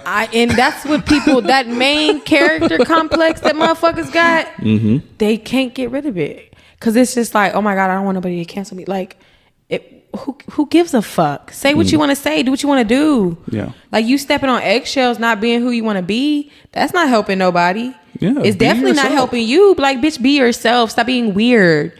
And I think that's what a lot of people that I encounter kind of struggle with me. And they see that like, oh, Karene is her 100 authentic self. Like she don't care who's around, what's around. You know what I mean? Like, yeah, I'm gonna talk my shit. And I'm gonna just be me because that's me. You know what I mean? And I'm 100% comfortable in me. And I think that may play a part in it too, because people may not be very confident in themselves and the things that they like and dislike and how they are and who they are. And they think that, you know, they'll be shamed for those things. But I've always been outside the box. I've always been a nerd. I've always been... You gotta embrace it. Like you have to embrace it. You like just gotta embrace it. That's why, again, I don't fuck with niggas like that. A lot of corny shit happens in nigga groups. Man, a lot of corny niggas shit. is corny as fuck. Like, I'm not even gonna lie to you. I was literally just telling my plug how I want to slap his homeboy when I saw him. Because his nigga is so weird. Like, he was my old hoe, and then he started being boyfriend and girlfriend with a girl that, like, I lived with at one point. Like, we was friends. You know what I mean? Now, she's somebody who's an associate. Haven't seen her since, like, maybe 2 years ago. She just ended up not randomly, but like she hit me up and asked me what I was doing for my birthday, which was random because we hadn't been spending birthdays together for so many years. You feel me? Randomly, you know, came to my birthday. Like that was the last time I really seen her, like, you know, 2 years ago type shit. So this is my associate, not somebody that I necessarily would call like, oh, this is my friend. You know what I mean? But like, we cool. We like each other's stuff every once in a while, comment on it. Oh, girl, you crazy. But that's it. You don't know me and who I am today in today's world. You know what I mean? So anyway, you know, she comes to me woman to woman talking about some, oh, I fuck with so-and-so. And I was just like, yeah, that's cool. That's my old hoe. Mind you, we sit in her best friend car, which is my hoe. So I'm in a hoe car with my hoe. And you start asking me about my other hoe. Where they do that at? Like what? And so like it wasn't even the fact that he was there. It was more so like, no, I'm really grateful people don't ask me about my personal stuff because of respect. Right? Because I don't no one knows anything. That's what I'm feeling. You know what's so crazy? You know what's so crazy? The dude, like my old hoe, not the hoe that I was in the car with, but my old hoe that like is her boyfriend now or whatever. I don't know. I probably fucked that shit up doing all that shit I did last week. I don't know if you saw my Facebook post, but yeah. But yeah, like, he hit me up, like just texting me, talking about her, talking about their relationship, this, that, and the third. I'm like, yo, bro, whoa, slow down, guy. I'm not your therapist. But like, you also know I'm gonna keep it real with whoever. So like, if you tell me something, I'm gonna give you my real perspective and what it really is, no matter who it is, whether it's my friend or not. So you feel me? She lied about some stuff, and like we were talking, and we just kind of put two and two together. And I ended up telling him the truth. I told him the flaw in his ways and the flaw in her ways. They was both using each other to get what they wanted, right? But when I call it out, he like, oh, you're so right. Da, da, da, da. But they get back good together, and he gonna go tell her, oh, well, she said you da, da, da, da, da. But don't say none of the stuff what he said about how he wasn't physically attracted to her, how she just came around and never left, like how he thinks about cheating on her a lot, how he, has been very close Thinking to about cheating on her. somebody a lot and not doing it is nuts, my guy. You feel me? Just do it. You feel me? I ain't even turned you down. You feel me? Just do it. Stop telling these bitches you want to cheat on your bitch, but you don't want to do it. Like, what? And this was his favorite line. After all this shit came out, me and a lot of girls put notes together. His favorite thing to say was, what she don't know won't hurt her. Which in reality, that's very truthful. But at the same time, it's fucked up. You feel me? So on that pretense, and once again, as somebody who's not my associate, somebody who I don't want drama with, I don't want no drama with, I didn't go and tell her like, hey, your boyfriend's in my messages, because I'm not that. I'm not that person no more. I'm not going to no bitch woman to woman. I'm tired of it. You know who you fucking. You know who he is. So, I didn't, mention it to her or whatever. I was just like, bro, stop texting me, please. If you're going to go be with her, go be with her. We can't be friends. I had this friendly conversation with you because you came to me in a time of need. You know that I have good direction and good advice, and I always be on point with shit. So we can have that conversation. You know what I mean? I told you what you needed to hear. I told you the truth. So you get back good with the bitch. Then all of a sudden, I'm the bad guy. Everything Karene said is fucked up. I'm a fake friend. I'm this, I'm that. But once again, that word friend. The word friend is very, very important. You was throwing a needle in a haystack, baby. You're an associate. Everybody's not your friends. Yeah, we was close friends at one point when we lived together and I was paying you rent. You know what I mean? But other than that, we were not friends. We hung out every once in a while, but we were associates. You're not somebody that I rock with. I would not kill nobody for you, bitch. So no, I'm not finna go and tell you, oh, yo, nigga, da-da-da-da. Like, no, I don't care about that shit because you already had to come to me woman to woman before y'all even got in a relationship. So I definitely don't want to be in y'all shit. You know what I mean? I already know my name was a thorn in y'all relationship from the jump. Cause it was. You feel me? She had to come to me woman to woman to make sure I wasn't fucking him no more. Cause bro said, she like a porn star. I know. He was in love with me. Still is. But I want to slap the fuck out of him when I see him. Because he decided to go and tell her everything that I said. And was being truthful. Yeah. And then not say it like a little boy throwing rocks. That's another thing. Hiding his hands. Just I don't have those kind of conversations. Like the women that I would be involved with wouldn't even be in the same area as the other women I'd be involved with. Like that's not a thing. But Austin is so small. But they don't give a fuck. Austin's small in a sense of like our community. You mean black people?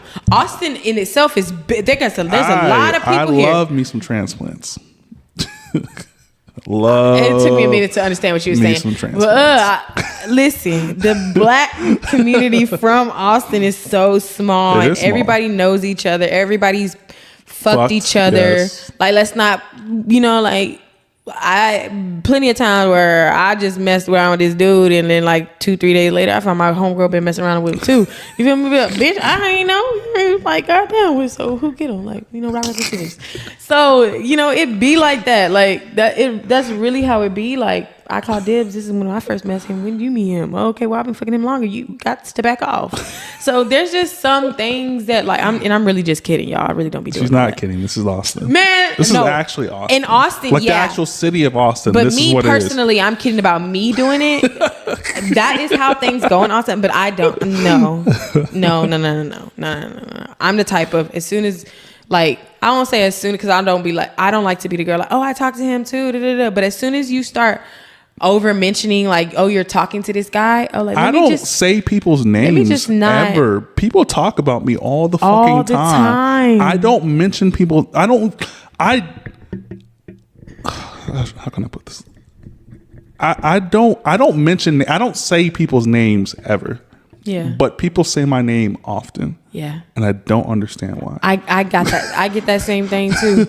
I don't get it, because like you saying my name doesn't stop anything. Like, yeah, you saying things negative about me doesn't stop anything. Like, and the crazy thing is, I be thinking about these men, like the last person I like stayed with, or he stayed with me, that person I was telling about, he talked so like down on me and degraded me And I was just a cool homegirl, and she's not all that, and she's a bigger girl. That's not my type. Da, da, da, da. Little did he know,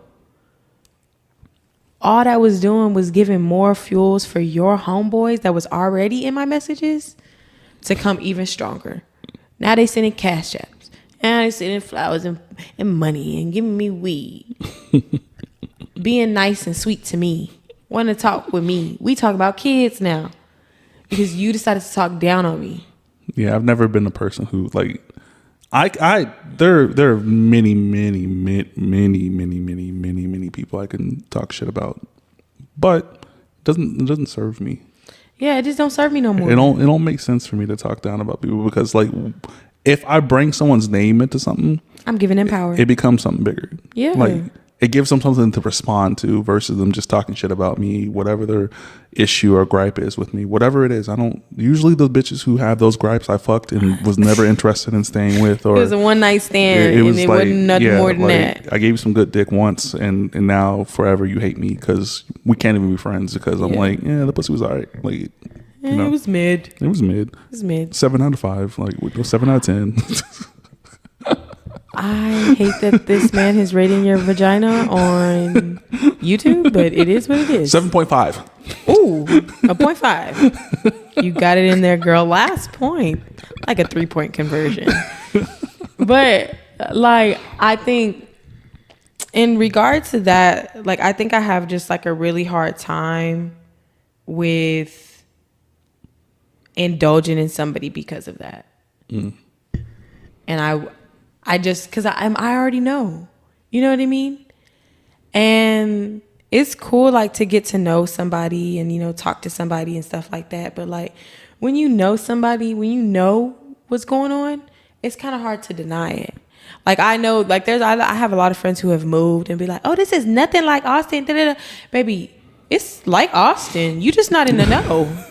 You wasn't cool there. You're not cool there. You don't know everybody there. You don't know the bouncer by their first name on every bar. Like, you don't know them people there. You know what I mean? You don't know Tay Tay and Lil Kiki and them from the east side. Like, you don't know them. So you don't know what's going on. You have a perception of what's going on. And sometimes that perception might be entirely false. I keep telling people the word perception is, there's two phrases that I grew up with that I think are extremely irrelevant. One is fake it till you make it. 2 is perception is key. Yeah. Those two phrases are extremely irrelevant in this day, right? Because perception being key back in the day, they could never find the lock. There was no lock. You couldn't figure out shit. You didn't know anybody outside of your perception. Yep. I see you every fucking day on the internet doing whatever you do. You post on your Snap stories. Not saying that's who you are, but it gives at least a first chapter. Like there's something I can read. It's a prefix. Yeah. And also fake it till you make it. I think this generation took fake it till you make it too way literal. Serious. Like way because they're faking it way like you're supposed to do that for a little bit, and if it doesn't work like for a little bit, change. Yeah. They've been faking it for a decade. Yeah. The same like, bro, shit. you still ain't got out the South Side rapping like that. Like, please stop. Yeah. And stop sending me that shit on Snapchat. And stop telling me the city fucks with you. Nigga, I don't stop know lying. I don't know who you are. Right. Putting it on YouTube and said the whole city fuck with me, ATX stand up. Who is the whole city? I don't even know you. Don't put my name out there like that. Don't discredit a gangster like that. You don't even know me. That should be making me mad. But I think that's just another thing that like that makes it hard to indulge in people, because if this is how you perceive life and you've been doing it for a decade like this, like, are you ever going to change? Like, nope. Or is this just exactly the same picture that you want to see every day? This is what you want. This is what you're content with. And it shows now that I've gotten older and I know and I've been able to point out those things in myself. Okay, bitch, you're getting content. You're getting comfortable. Or you don't really care about this. Or your morals are no longer aligning with this. Now that I see and can recognize those actions within myself, I recognize it in other people. Yeah. The older you get, the more you see. I had a conversation with someone who's like 25, 26, and they were complaining about some certain things in like life and relationships. I'm like, oh, you just haven't got there yet. Like you gotta get there. You gotta go through that shit. You like not through the bad. Like not everyone has to go through bad relationships, but you have to go through seeing other people do it too. Yeah. And then that scares you also. Like you have to. You don't have to physically go through the bullshit. I'm scared to get punched in the face. Facts. Listen. Doesn't mean you have to. Don't mean I got to, but listen, I am scared for a man to punch me in my face. Yeah. I'm scared for a man to put his hands on me because I've seen it. Mm-hmm. You feel me? And I know that there's a lot of times none of that is warranted. But I also know that it's never warranted. I am never someone to warrant that reaction. Mm-hmm. We not finna go there. Yeah, we're not. We're you about feel to end me? this shit. We're not taking into this shit. Because if you hit me, my brother gonna hit you 10 times harder, and it probably was a bag of brick. You're not gonna like it at all. Yeah, absolutely. Keep your hands off of women, guys. Yeah, I don't really. Even know why it's and not even just women. I feel like everybody should keep their hands to themselves. I've been seeing that a lot on social media. These moms going back and forth about, oh, well, my son's never going to hit a girl. So you just going to let this bitch hit your son? That's the definition of a pussy. Sorry. There's so many conversations mothers and fathers can have with their children that just will be irrelevant. Because if you get put on the playground, you gotta act how you gotta act. Yeah, it's just a fact. Like we've been in situations where like nothing our parents would have told us or could have told us would have stopped what was going to happen right then and there. Exactly. That's just a fact. Exactly. Me and my brother got jumped one time walking home from Blackshear. He came from Keelan to pick me up from Blackshear, and there's nothing you can do. We were walking and they jumped us. And the boy had me. It was the first time I ever cussed too. I felt so strong. I said, "You stupid fuck." I felt really good about that because I really did feel bad because my brother was getting like kicked in the balls, but like I stood up to them bullies and they ripped my note that Miss Gomez it was one of the first days. Karene was not having a good like really too many good days at that school. It was like one of the first days I had a good day, and the teacher Miss Gomez sent a note home to my mama. It was a good note. That nigga ripped my note. I was fucked up about it. So that was like low key the first thing I tell my mama when I walked in the house, and then I was like, and then me and Josh got jumped. That's why he mad, because my brother walked into the house mad as fuck. But like nothing could have prepared me. Yeah, you can't. For the first time, I saw first of all, this is the first time someone who is not my sibling or cousin restricting me. I don't know this person. They're holding me back. They're telling me to shut up. I don't know this person. You're making me cry. I'm traumatized right now.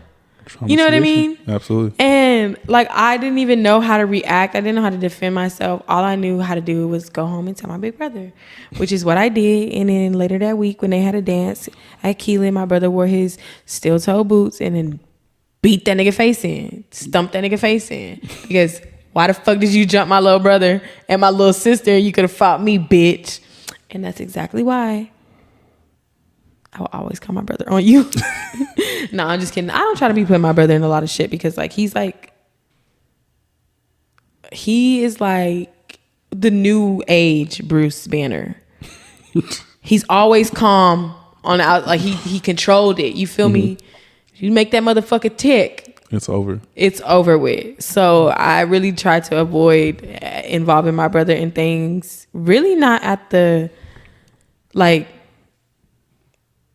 cost of sparing who I'm calling him on. It's at the cost of sparing my brother and like what he can the recoil. You know what I mean? What me and him gonna get into afterward. Like what's finna happen after we just did this shit. Yeah. So I think that's mainly why I really refrain from involving my brother with shit.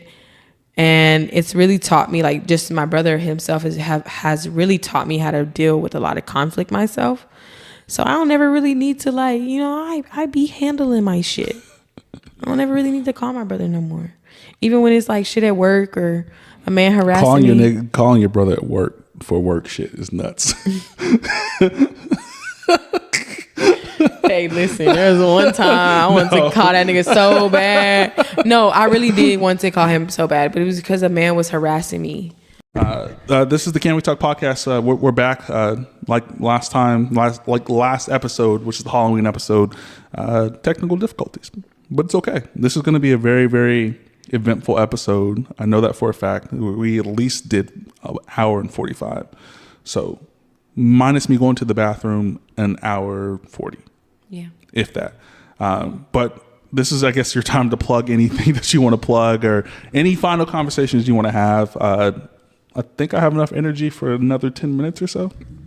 I'm even gonna lie. I don't got no energy for nothing at all but smoking this motherfucking wood as soon as I walk outside.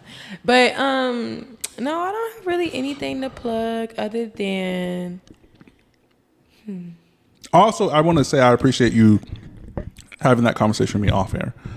Because I'm very aware of a lot of things often. Mm-hmm. You're not the first person that has brought that to my attention. Yeah. But again, I don't care. Yeah. And it's mainly just because I wanted it to be known that at the end of the day, Cal broke my don't say it. No. Podcast. I'm lick. I had to. And he was the first podcast that I was on. It went amazing with my friend B. So I ended up coming back again and again by myself. And not only has it been something that I am now recognized for, which I love that, it's something that helped me realize a passion that and really a talent that I really didn't know that I had. I knew I had it, but I didn't think that I would be so proficient in my delivery and my capability of having a conversation on air, whether it was pre-recorded or not. I really doubted myself. And Cal, you really helped me really blossom into the podcast kind of personality that I have now, which is my personality, but you allowed me to, broadcast that. And I'll forever be grateful with you when I do start my own podcast. Like I said, definitely coming to you for everything. We're not gonna say anything, everything. Let me call Cal real quick, 'cause I don't know what the fuck I'm doing. Cause just you've been so welcoming and you're full of knowledge. And I feel like you're a really smart guy, and I always appreciate everything that you do. So I'm always keep it real. For sure.